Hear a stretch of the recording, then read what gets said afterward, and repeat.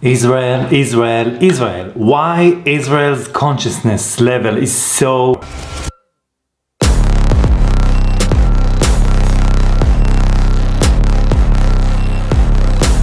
Know that they ride or die. I keep boys by my side. Why there's always fighting over here? Why there's always wars over here? Why? Know that they ride or die. I keep boys by my side. Did you ever ask yourself why the people here in Israel are always fighting?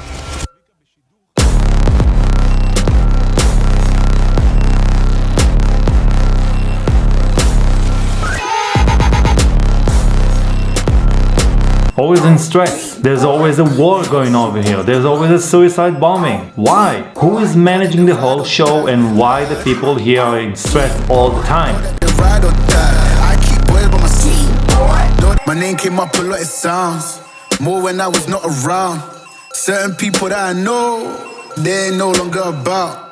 My name came up. Of course, when you turn on the news, you can see all the good things that are over here. For example, rape. נערה על הרצף האוטיסטי הלכה בחזרה הביתה והותקפה. גבר שהיא לא הכירה, נעל אותה ואנס אותה. And of course, we have the COVID over here. עכשיו למלחמה בקורונה, כבר יותר מ6 שעות יושבים המומחים שמייעצים ל-FDA, מינהל התרופות האמריקני, ומנסים לענות על השאלה שמעסיקה לא מעט הורים בימים האחרונים, האם לחסן ילדים בני יותר מ5. So, everybody is in stress because there's a COVID over here and they have to get vaccinated, and now they're talking about vaccinating the kids. We are going to review the science here and make a decision that I know affects a lot of people. And the kids are a real issue here in Israel, so everybody is debating over here. Everybody is fighting, parents against parents, teachers against the parents. The kids don't want to vaccinate. They get vaccination against this and this and this and this. Oh my God. And every once in a while they throw the climate crisis that we have over here. מדינת ישראל לא ערוכה למשבר האקלים, ועדיין לא חל שינוי תפיסה במדיניות הישראלית בנושא. Do we have a climate crisis? And as always, there's Iran waiting in the corner. Iran's nuclear program has hit a watershed moment. Now that it's waiting to kill and wipe all of Israel, all of us, in 1 second. Israel doesn't have that privilege. Israel will not allow Iran to acquire a nuclear weapon. With 1 million missiles in a second to kill us all. So we have to get ready, get prepared. Oh my God. Now every once in a while we have to keep remembering ourselves that we live in Israel and we have to fight against the Palestinians, right? Because we live in Israel and we have to do that. So they show up in the news something like Gaza. That is a city that we have some kind of a war with.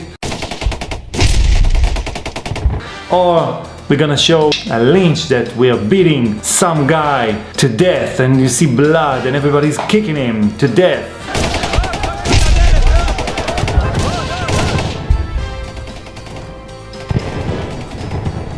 Just to remind us that we are at war all the time with everybody around us, especially the Palestinians, which is how long? It's like something like 80 years. And if that's not enough, we're gonna show a drug dealer beating up the buyer.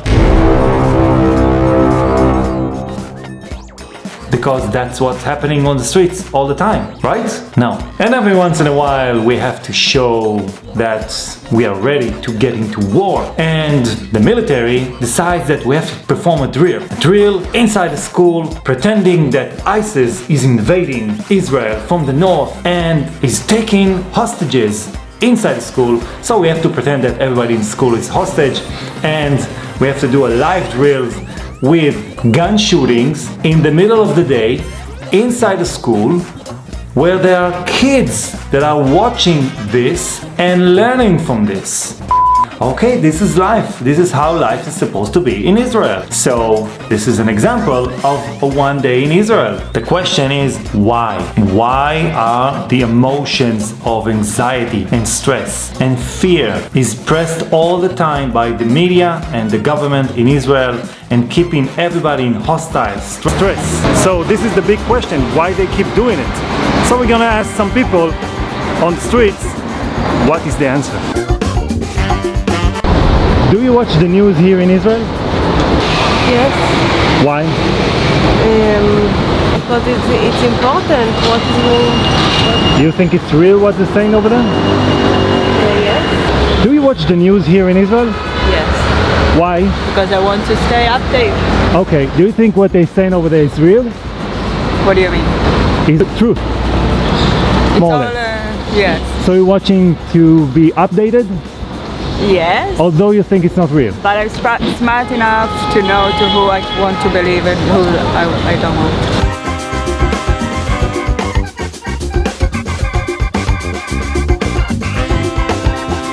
Do you watch the news here in Israel? Do you watch? The media, the news? Yes. Why? Because it's interesting. Interesting? Yes. Do you think it's real what they're saying No. over there? No. So why do you keep watching it? Because it's interesting.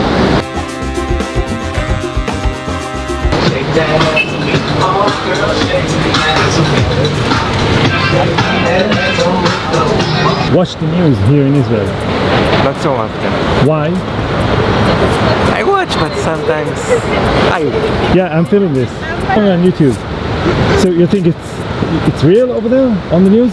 I don't know. No? So you don't believe it? No. Okay, thanks. So, do we have a conclusion? I don't think so, but I do know one thing, that without the news, the people here will go crazy because they are addicted to those emotions that are keep being pressed by the institute. Every time they press those emotions of anger, fear, anxiety and stress, our body responds and is producing those chemicals, and eventually we are addicted to those chemicals and we don't have a choice beside demanding those chemicals again and again and again. So eventually it's an addiction to a show that keeps us in a loop, a never-ending loop, except for this guy.